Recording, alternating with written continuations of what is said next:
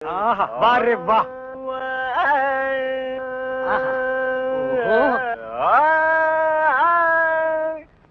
டேய், இவர் வாயை திறக்கிறத பார்த்தா கெஜலுக்கு வருவார் போல இருக்கு. நீ தாள தட்டி கெடுத்துறாத. பாடு பாயே. பாலிருக்கி பழமிருக்கி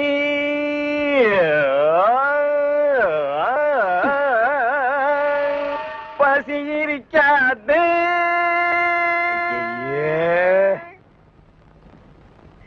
பாலிருக்கி பழமிருக்கி.